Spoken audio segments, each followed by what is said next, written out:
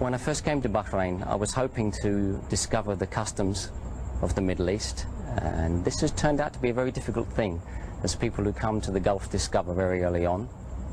You find yourself surrounded by many foreigners of many different nationalities and faiths. They're all here to work, to achieve things for themselves. And this isn't what we expect to come for. This is not the culture that we're expecting to find.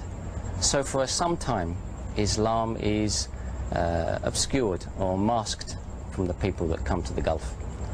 So for a long time, I didn't discover anything about Islam.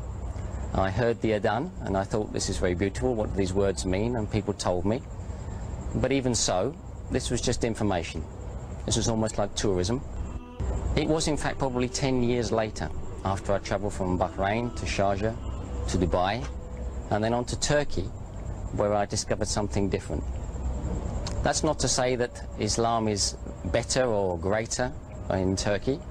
Not at all. In fact, sadly, Islam is suppressed in Turkey in many ways.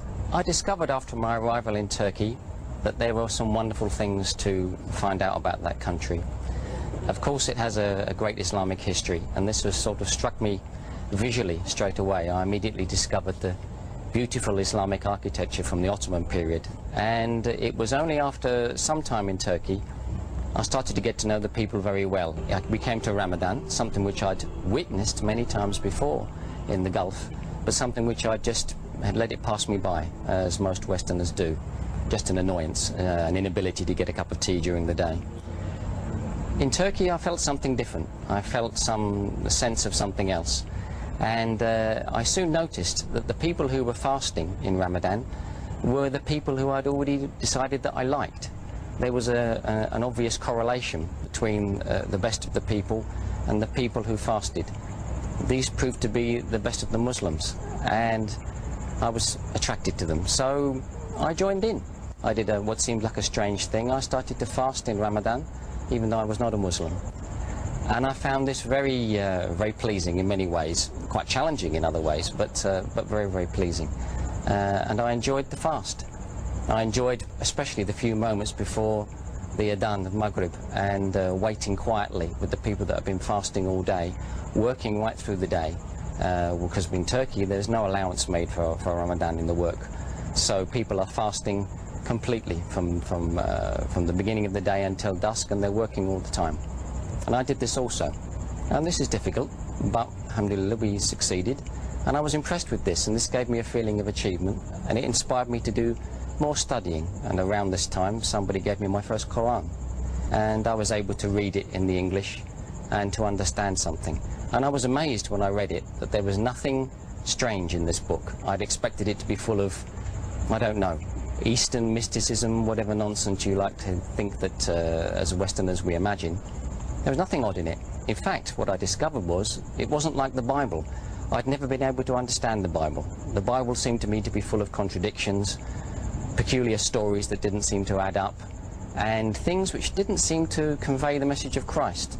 The message of Jesus didn't seem to come through in the Bible except in some parts. Later I've studied this more closely and I now understand why, but that's not the subject now. The point was that the Quran made complete sense. So I read it, and this inspired me to read more. I read the biography of the Rasul and the life of Prophet Muhammad Sallallahu Alaihi Wasallam, and this inspired me also. This was also very, very interesting. Clearly this was a great man in history. So this was facts, something that I could relate to as a Westerner, interested in logic. And I followed this. And I continued to follow it, but still nobody was doing any serious dawah to me. Nobody was trying to convince me that I should change my ways in any other way. So I became, if you like, an abstract scholar of Islam. I could have taken a qualification in Islamic studies, but this is of no real value if you don't intend to do something with it. And sadly I didn't.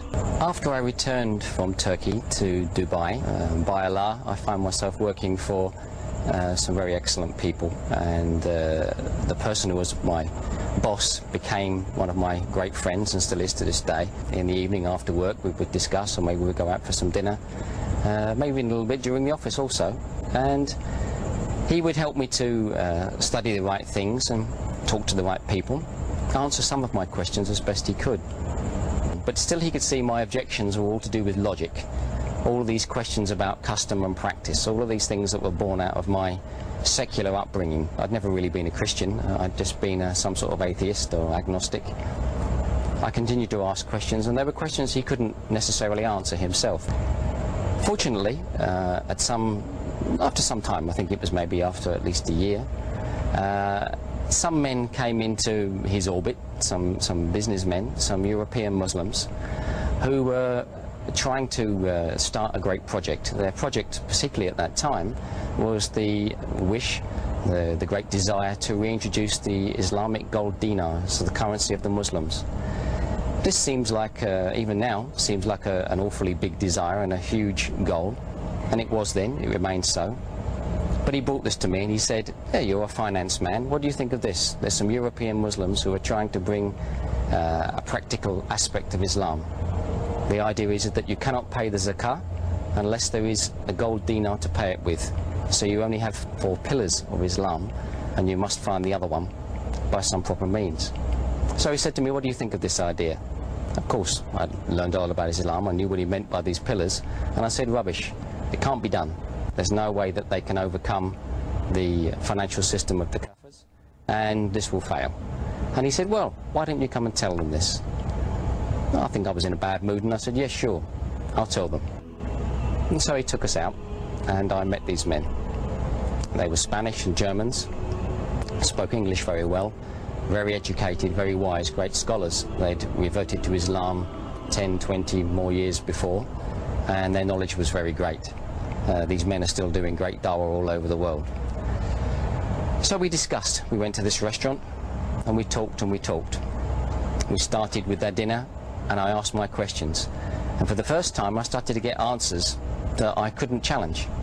They weren't just answering my questions from a religious point of view, but they were also answering from a point of view of logic and all the scientific sense that I thought I had and I thought I had as my objections, and arguing these points of religion and philosophy.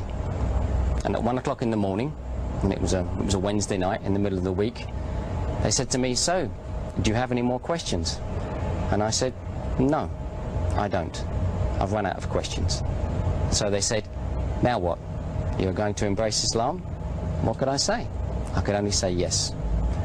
So it was. They invited me to come to their house on the following Friday, 2 days later. I came to their house, we prepared, they gave me some last lessons, some last advice, things I needed to know about the Salah, about making wudu, ghusl. And we went to the Grand Mosque in Jumeirah, where I said my Shahada. And I immediately got 1,000 big brothers all hugging me and delighted. And I'd never seen so many happy faces, never. No birthday party, no Christian gathering, no any other sort of gathering. So many pleased people, and they're all pleased for me. So that's my story. I hope it hasn't bored you too much. I think I just have one thing I want to say. Those of you that are watching that were born Muslims, alhamdulillah, you were blessed. And I just hope that you treasure it and you treat it as you should, as a gift that you were given at birth, something very wonderful. If you're watching and you already are a Muslim, that you are a revert like me, then Mabruk, congratulations. Also, alhamdulillah, always alhamdulillah. I hope your story was something wonderful for you, whether it was a sudden discovery or a slow and tortuous argumentative path like mine. Whatever it was, I hope it brought you to the right place. If you're not a Muslim, then I have something else to say to you. That is, look at me now, some ugly old man, but I'm very happy. Happier than I've ever been, more satisfied than I've ever been. All the doubts and fears, all the desires and longing for the wrong things, material things, stupid things, things that just belong to this life, that no matter what I collected, after 70, 80, 90 years, if I'm lucky, I would have to give them all up. I've swapped that for something permanent. I'm not going to lecture you, you know, if you don't want to listen to it, you don't have to listen. Just see what I have on my face. I'm happy. You could be happy too. This is something you should consider. I hope you will.